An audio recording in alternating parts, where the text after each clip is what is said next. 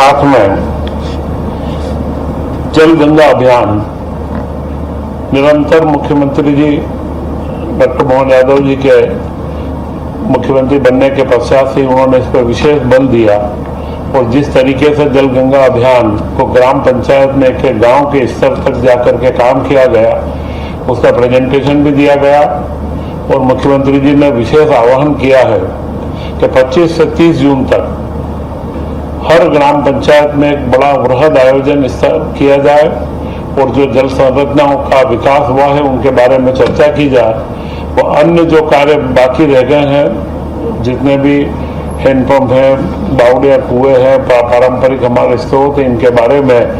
और जितने कार्य बाकी वो 30 जून के पहले पूर्ण कर लिए जाएं। इसमें जो अभी तक के आंकड़े प्राप्त हुए हैं, उन आंकड़ों में जल गंगा अभियान के ऊपर हमारे यहाँ देश के अंदर मध्य प्रदेश को तीसरा स्थान प्राप्त हुआ है और हमारे करीब करीब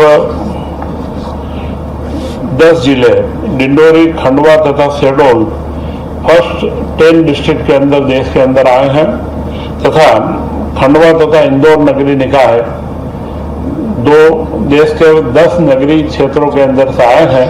यह एक बहुत बड़ी उपलब्धि मध्य प्रदेश के अभियान को प्राप्त हुई है। इसी के साथ में किसान सम्मान निधि का हमारे प्रधानमंत्री नरेंद्र मोदी जी के द्वारा कलकत्ता से इसका सिंगल क्लिक से वितरण किया गया और हमारे यहाँ पर करीब 81 लाख किसानों को 240 करोड़ रुपए की निधि इसमें प्राप्त हुई है। इसी के साथ 23 जुलाई से श्यामा प्रसाद मुखर्जी का बलिदान दिवस है और इसमें 15 दिनों तक समाज के विभिन्न कार्यक्रमों को संचालित करते हुए श्यामा प्रसाद मुखर्जी के प्रति यह एक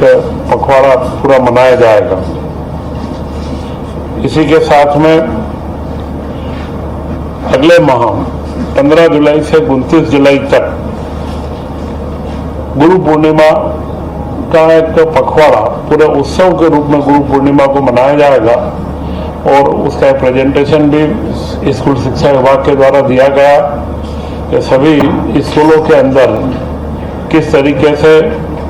गुरु के प्रति संस्कार कैसे बच्चों के अंदर बढ़े, उनके लिए निबंध प्रतियोगिता, वाद विवाद प्रतियोगिता, अलग अलग नाटक और पूजा संस्कृति और हमारे संस्कृति के विकास को किया जाए। तो यह पूरा कार्यक्रम 15 दिन का किया जाएगा और इसमें हर सांदीपनि स्कूल में प्रभारी मंत्रियों के द्वारा उनकी अध्यक्षता के अंदर कार्यक्रमों को आयोजित किया जाएगा। गुरु पूर्णिमा का समय और शिक्षकों के प्रति एक सम्मान प्रदर्शन करने का एक महत्वपूर्ण अवसर है। इसी के साथ में आज कैबिनेट के अंदर महत्वपूर्ण रूप से जो निर्णय लिए गए हैं, 5,365 करोड़ रुपए की योजनाओं की निरंतरता की स्वीकृति दी गई है। इसमें मुख्यमंत्री कन्यादान योजना जो 1740 करोड़ रुपए की है, इसे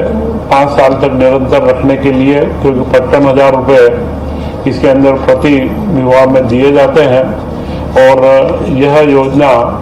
हमारे प्रदेश के अंदर सफलतापूर्वक संचालित की जा रही है।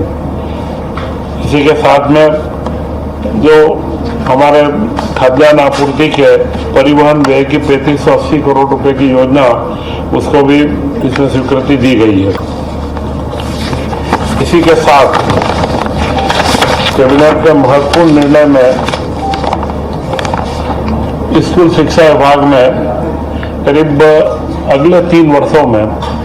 एक सर्वे किया गया है और मैपिंग की गई है कि 100%